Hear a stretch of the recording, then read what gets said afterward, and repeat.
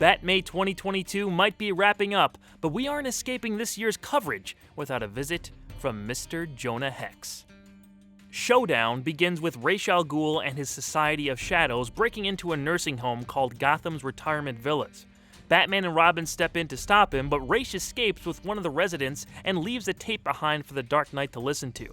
Tracking the Society's whereabouts from the Batmobile, Robin pops in the tape, and the pair listen to Ra's tell a story about why he's taking these specific actions on this night. We flash back to 1883 to follow the building of the Transcontinental Railroad and the arrival of an aging bounty hunter named Jonah Hex. He's looking for a man named Arcadie Duvall, who has a $200 bounty on his head for heinous acts back east. A barmaid in the little town of Devil's Hole points Hex in the right direction, which draws him into one of Ra's al Ghul's old schemes. In a remote cave, his organization is building a heavily armed airship to take out the railroad and eventually reach Washington, where Ra's plans to be named Master of America. Duvall is by his side and his second in command. Soon enough, Hex is found spying on the situation and locked up in a cell.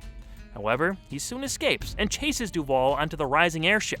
When the attack on the railroad commences, the bounty hunter interferes and faces off against Duvall on the deck, destruction transpiring all around them. Kevin Altieri directed this century-spanning episode, and interestingly, he was given partial story credit alongside Paul Dini and Bruce Timm. This was the only time in the 19 installments he directed that happened, so I'm assuming Mr. Altieri had some investment in the Jonah Hex character, or maybe the Old West setting. I really like this story, so kudos to him, Dini, and Timm for conceiving an exciting tale such as this. Joe R. Lansdale put everything together in his teleplay, and it's no wonder this is great, because Lansdale also did the teleplays for Read My Lips and my favorite BTAS episode, Perchance to Dream. It was a foregone conclusion that we'd get some kind of Old West-style music in Showdown, and I'm glad composer Todd Hayden didn't disappoint.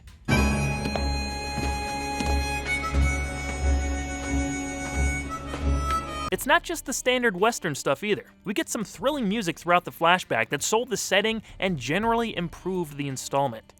We should talk about the voice actors here. I always shout out the regulars for doing a great job, but for this story, it was all about William Bill McKinney as Jonah Hex. I ain't no spy.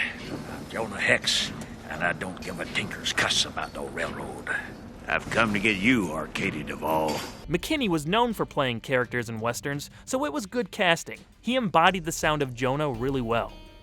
Malcolm McDowell stopped by to voice Arcadie Duvall. There was a menace to that character bubbling beneath the surface that we only saw a touch of in this story, but McDowell definitely made the most of it. Drastic steps must be taken to preserve the wilderness. And Ra's al Ghul is the one to do it. It was a solid, smaller part for the well-known actor. He'd go on to memorably provide the voice for John Corbin, aka Metallo, in Superman, the animated series. Star of the sitcom Bewitched, Elizabeth Montgomery, was also a part of this cast. She voiced the barmaid who helped Jonah early on. Way I figure, that glow might some way tie in with the Sky Monster and Duvall. Montgomery died of cancer on May 18, 1995 at 62 years old. This ended up being her last acting role in a popular career. It premiered on September 12th that same year. Finally, Senator Patrick Leahy voices the territorial governor character for a few lines. Before this great enterprise, envisioned by myself, there was nothing here but wilderness. This is significant because Leahy has portrayed a character in more than one Batman project. In addition to this, he can be seen in Batman Forever, Batman and Robin, The Dark Knight Rises, and Batman v Superman: Dawn of Justice. What can you say? I guess the guy likes Batman. Spoilers for the rest of the story. Before their battle, Jonah Hex blows a hole in the airship, which causes the hydrogen explosions to spread. The crew abandons ship while Duvall and Hex fight it out on the sinking aircraft. They barely survive as it blows up in a massive fireball across the rocky landscape. Jonah takes Arcadie alive and walks off as the flashback ends. In present day, Batman and Robin confront Ra's as he's boarding a plane with the resident from the nursing home. That resident is then revealed as an elderly Arcadie Duvall, the son of Ra's al Ghul. He was sentenced to 50 years of hard labor.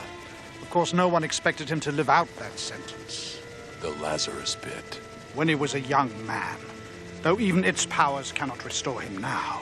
The privations he had suffered had left his mind shattered. I had lost track of him until he turned up in that rest home. You couldn't forget about him. What father can ever forget his son? Ra's asks for a reprieve from the Dark Knight. He just wants to be on his way to take care of his son. The respect between these two enemies allows Batman to agree, and he heads off with Robin while Ra's and his men leave Gotham. I love the double twist. It's one of those moments from the series that has stuck with me. Thinking about what else Ra's had up his sleeve that we never found out is fun too. Did you really think, Detective, that in my 600 years of life I would have sired only one offspring? David Warner is such a beast. What a perfectly balanced performance. It would have been cool to have done a Lost Children of Ra's al Ghul episode. The idea is so fascinating that over the centuries he could have had different children he eventually outlived while showing us the importance of Talia. This just opens up so many possibilities. What a great pair of reveals. I will say the action on the airship is one of the most spectacular set pieces they ever did on this show. Acknowledgements to the storyboard artists and Dong Yang for the animation. That fight with Hex and Duvall, sword versus knife, was classic stuff. Obviously, I'd suggest to go watch or rewatch this episode. Love the Jonah Hex material, love the Old West setting, and I love the extra lore this adds to Ra's al Ghul's history. It's a great way to end this year's Batman. 78 down, 31 to go. Thanks to everyone out there who has stuck with me thus far on this trip down Batman Lane. 3 years completed. Next year, we finish things up by getting through the last few Season 2 episodes and finally dive into the new Batman adventures. Believe me, I have a lot to say about that redesign, those stories, and how it influenced and expanded the DC animated universe. You won't want to miss it.